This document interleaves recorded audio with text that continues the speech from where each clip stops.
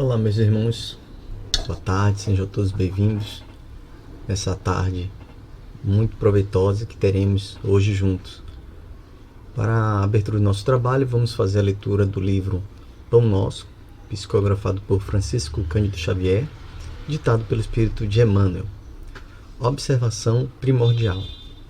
E Jesus respondeu-lhe: O primeiro de todos os mandamentos é: Ouve, ó Israel, o Senhor é o nosso Deus.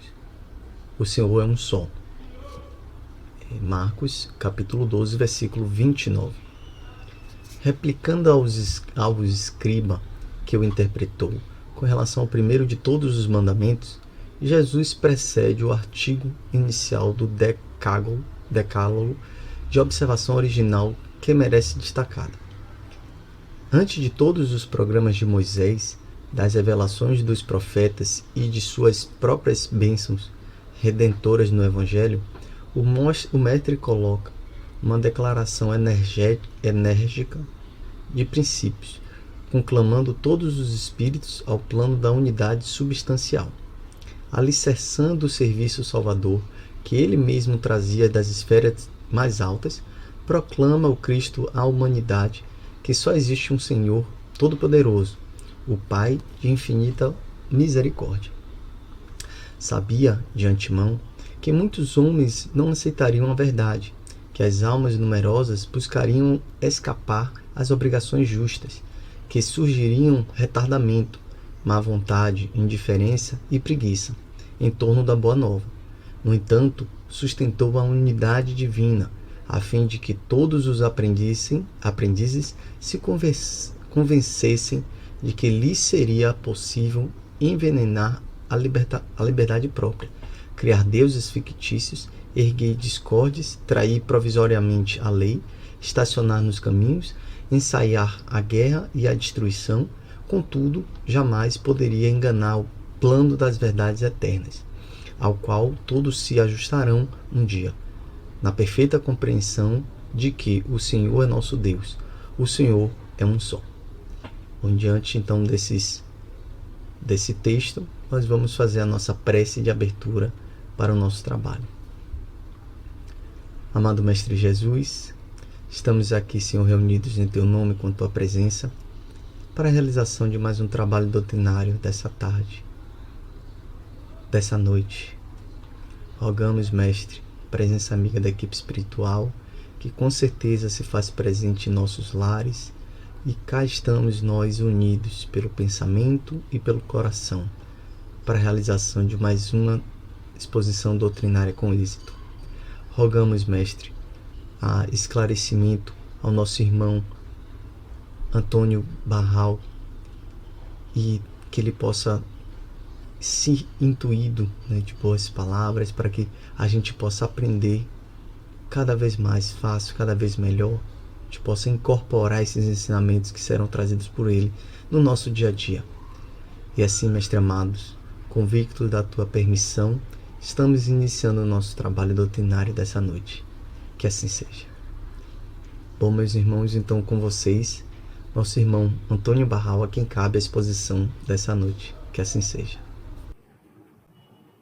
Conta-nos o irmão Emmanuel, em A Caminho da Luz, que o Cristo, desde tempos imemoriais, nos envia os seus mensageiros para implantar o seu evangelho de amor.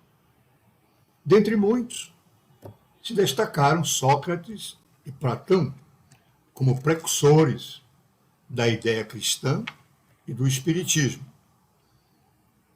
Os postulados de Sócrates constituem os princípios fundamentais da doutrina espírita. Daí, chegando o tempo, veio Jesus com a missão de resumir, coordenar e completar os elementos, de reuni-los em corpo de uma doutrina.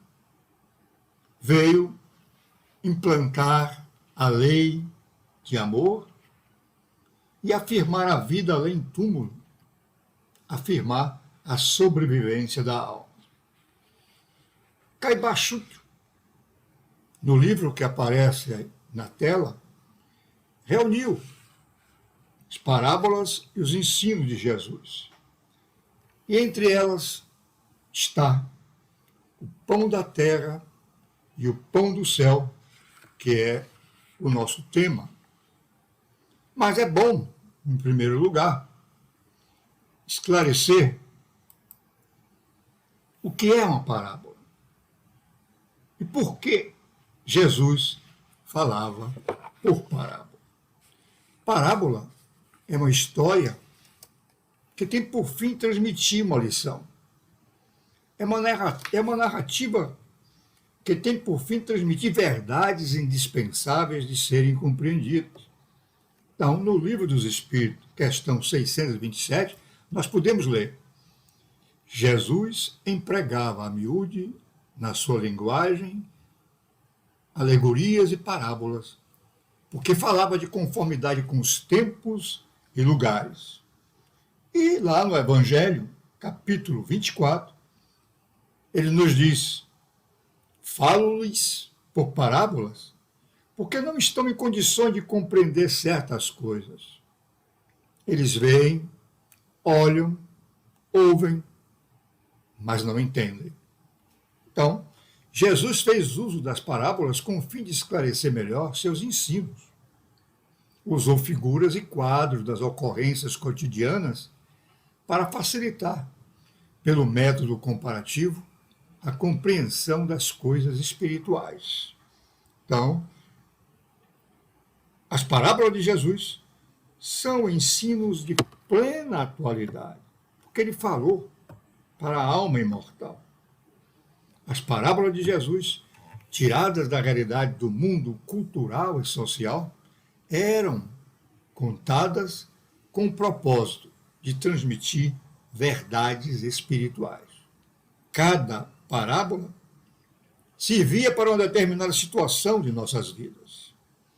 Ele usou, como já foi dito, para esclarecer melhor os seus ensinos. E o ensino de Jesus diz respeito a nosso destino na imortalidade. É preciso ter consciência de que a imortalidade é a nossa divina herança. Por isso Jesus falava para todos, sobretudo para os espíritos que viverão eternamente. O Evangelho de Jesus é, portanto, um código moral universal para cada situação vivida pelo Espírito. Há uma resposta neste Evangelho.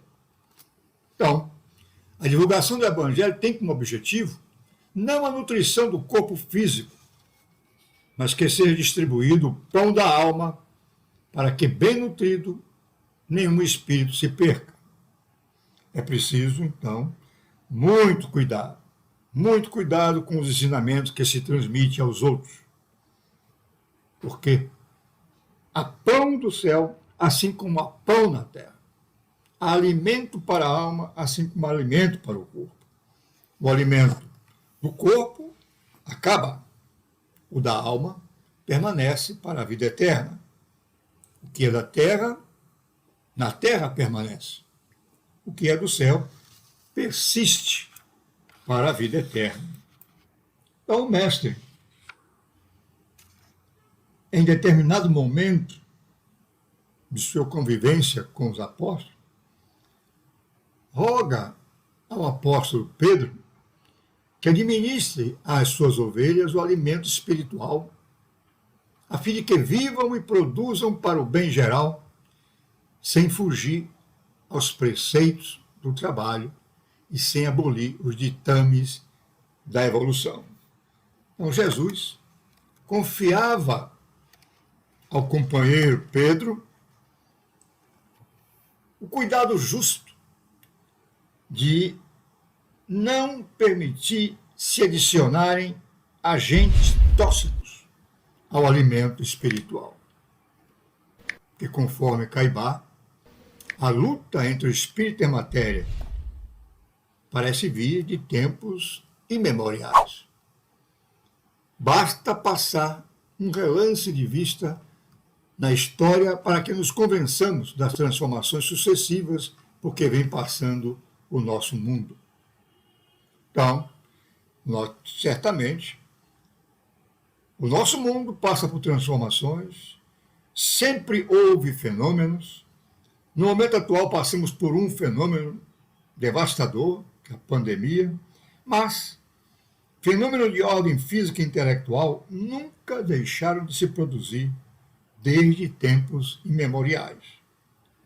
Não podemos esquecer que o conhecimento elevado é o pão espiritual que vai saciar a fome do aprendizado do espírito.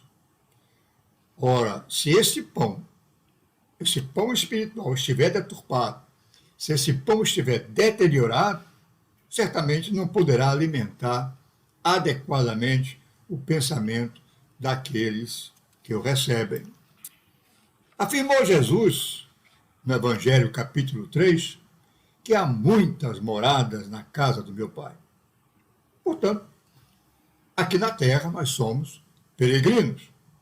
Seguramente, nenhum de nós tem domicílio fixado aqui. Certamente, conforme diz Haroldo Dutra, tivemos o bilhete de vinda. O bilhete de volta está comprado, mas não é dado conhecer a data do retorno. Ninguém sabe. Portanto, cumpre-nos dar boa conta dos compromissos que assumimos perante o Cristo. Somos vigilantes, cuidando com dedicação e zelo daqueles que Ele nos haja confiado. Porque daí, se assim não procedermos, a pergunta fica no ar. Será que só esperamos egoisticamente que Jesus venha satisfazermos os caprichos imediatos? Ele disse: eu sou o caminho e a verdade e a vida. Ninguém vem ao Pai senão por mim.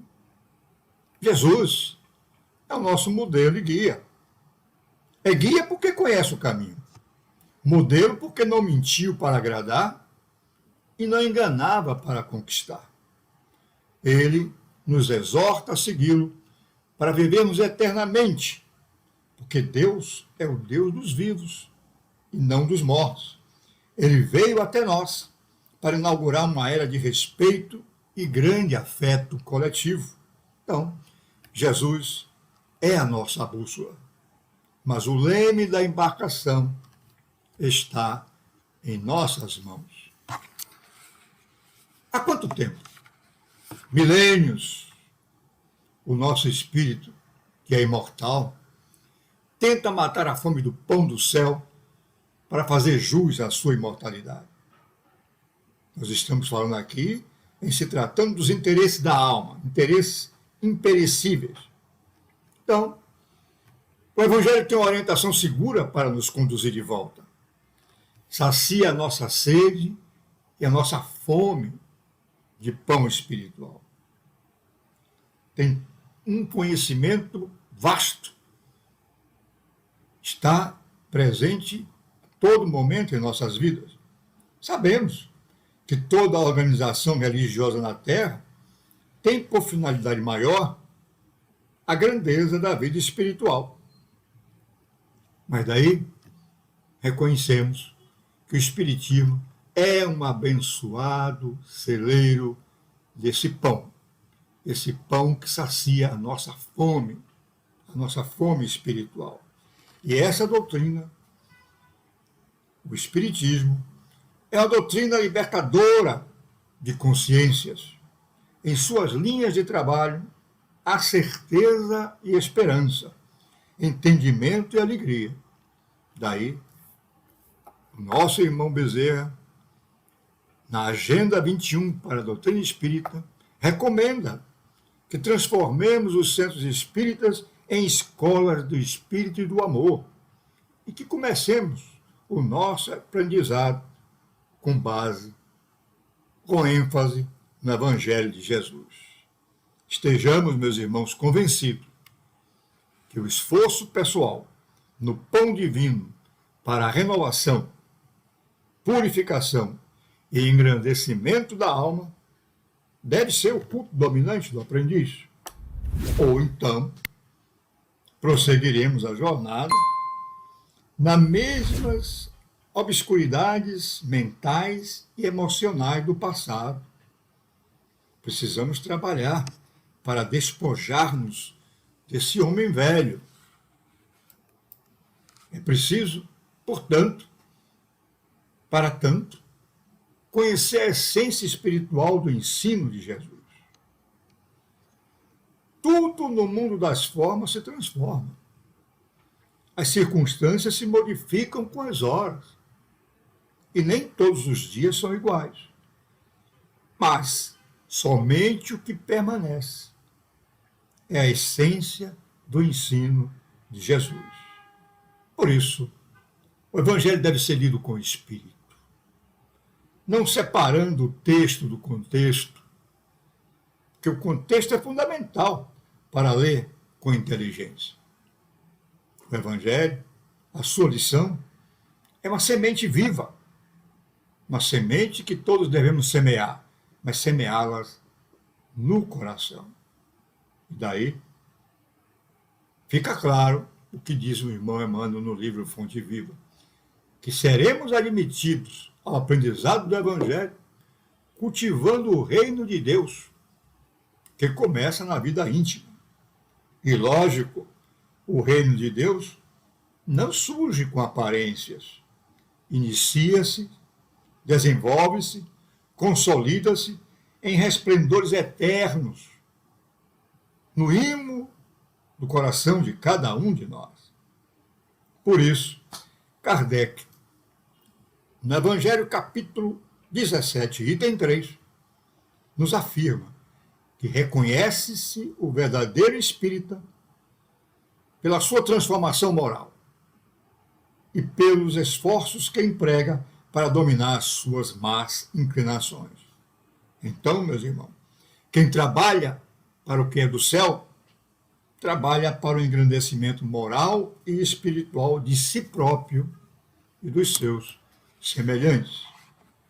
Mas estamos cansados, às vezes, de presenciar e ver que, saciada a fome do corpo, ainda existe uma grande multidão que carece do amparo, dominadas pela fome de luz e de harmonia.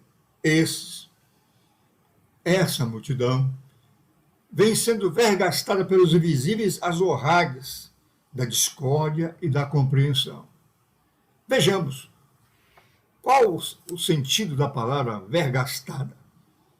Significa, no texto, uma lapada, uma chicotada. E qual o sentido da palavra azorragues aí no texto? Significa não apenas o chicote, mas um padecimento moral. Então, essa multidão carece, pela fome de luz e de harmonia, está sendo chicoteada pelo padecimento moral da discórdia e da incompreensão. Por quê? Porque muitos têm medo de utilizar adequadamente os talentos que o Senhor lhes oferece e recolhem-se à ociosidade. Tem medo da ação, é capaz de apodrecerem na preguiça. Chegam ao fim do corpo físico sem o mínimo esforço para enriquecer a existência. Eles esperam o milagre da manifestação do Senhor, a fim de que se lhe sacie a fome de paz e reconforto. Ora, meus irmãos, é necessário que algo de si, que algo de eu, surja em favor de si mesmo, em favor de mim mesmo. A misericórdia de Deus é infinita, mas Ele espera a nossa cooperação nesse trabalho que nos compete, que é pessoal, que é intransferível, que Deus não nos deu a razão e a inteligência para que ficasse sem serventia. Deus não nos deu a vontade para não querer, não nos deu a atividade para ficar inativo.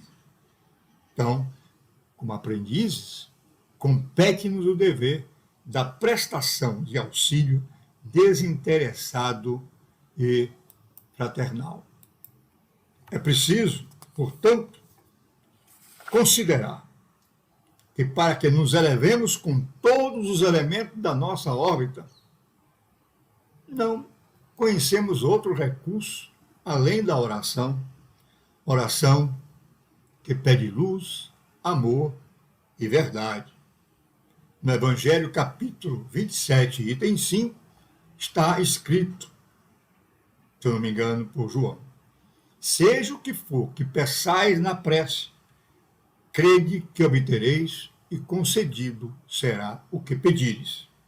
Mas é preciso ter cuidado, porque é ilógico deduzir que basta pedir para obter.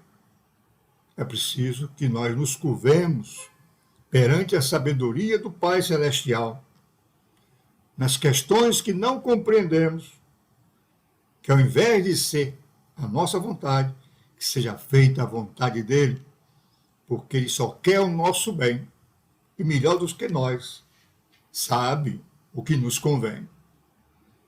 Então, está no pensamento o poder da prece. Lembremos que, quando pronunciamos o Pai Nosso, solicitamos a Deus: pão nosso de cada dia, dá-nos hoje. Dá-nos o pão de cada dia. Essa é a oração mais perfeita que Jesus nos ensinou. O Pai Nosso é um poema glorificando a Deus e estimulando o homem a ser bom. Então, não podemos esquecer que, além do pão, alimento indispensável à sustentação das forças do corpo, pedimos também o pão espiritual para o desenvolvimento do nosso espírito. Então, meus irmãos, conforme o irmão Emmanuel, a prece, traduzindo a aspiração ardente de subida espiritual, através do conhecimento e da virtude, é força que ilumina o ideal e santifica o trabalho. Então, se assim é, perguntamos: de que valeria as magníficas parábolas do Mestre e seus maravilhosos ensinos sem a imortalidade? Sem a certeza da sobrevivência para a aquisição da felicidade prometida? Já sabemos, no início, afirmamos que Jesus usou as parábolas para esclarecer melhor os seus ensinos. E Caibá Schutter reforça, nos dizendo que a doutrina de Jesus é a sanção do amor em sua mais ampla expressão. É a doutrina do progresso moral e espiritual. É a doutrina da imortalidade da alma, da vida eterna. Então, esse Evangelho, ele está presente em nossas vidas, porque nas menores experiências, no trabalho, no lazer, no lar ou na via pública, o Mestre está sempre a nos convidar ao exercício incessante do bem. Mas, para compreender integralmente a mensagem de Jesus, devemos aprender a decodificá-la. Jesus é o caminho permanente para o amor. E o irmão Emmanuel nos afirma que, para decodificar os seus ensinamentos, a sua mensagem, precisamos de uma chave. Esta chave é a doutrina. Esta chave é a doutrina. E Jesus, o mestre, Kardec, o professor. Jesus, a porta, Kardec, a chave. Então, não é possível imortalizar a vida na matéria. A matéria é de natureza perecível, finita, secundária ao espírito. E o pão de Deus é aquele que desce do céu e dá vida ao mundo. Caibá Schutter nos diz que há trabalho e trabalho, assim como há pão e pão, assim como há tesouro na terra e tesouro no céu. Mas trabalhai, trabalhemos, não pela comida que perece, mas sim pela comida que permanece para a vida eterna. Lógico, indubitavelmente, cada um é orientado de acordo com o seu trabalho e seu pensamento. A sua vida prossegue de acordo com o que pensamos. Cada ser humano é responsável pela busca do seu equilíbrio e da sua harmonia. Por isso, temos certeza de que ninguém pode nos impedir o acesso à fonte de luz infinita. É preciso saibamos querer. Daí, aqui repito as frases de Haroldo Dutra. Chegou a hora da evolução consciente. Chegou a hora de caminhar às claras, pois o Evangelho é o sol da imortalidade, que o Espiritismo reflete com sabedoria para o mundo atual. É a doutrina que nos ajuda a conseguir amealhar conhecimentos e a nos alimentar do pão espiritual. Que Jesus nos abençoe, envolva-nos no seu infinito amor e faça de cada um de nós instrumento da sua paz. Queridos irmãos, agradecidos pelo trabalho que ocorreu agora, neste momento, através do nosso irmão Antônio Barral, vamos fazer a nossa prece de encerramento agradecendo. Gratidão, Mestre, por essa oportunidade única que tivemos em aprender um pouco mais do Teu Evangelho. Rogamos para que essas energias que aqui foram trabalhadas possam chegar também aos nossos irmãos mais necessitados. Rogamos ainda, Mestre, que toda essa pandemia, todas essas dores sejam acalmadas em nossos irmãos. E assim, Mestre amado, agradecidos mais uma vez pela oportunidade que tivemos, estamos finalizando nossa exposição doutrinária dessa noite. Que assim seja e assim será. Então, agradecemos a participação de todos. Aproveitando, deixe seu like, curtir também e compartilhe aqui esse vídeo, para que mais e mais pessoas possam ter essa oportunidade também. Então, tenham todos uma boa noite.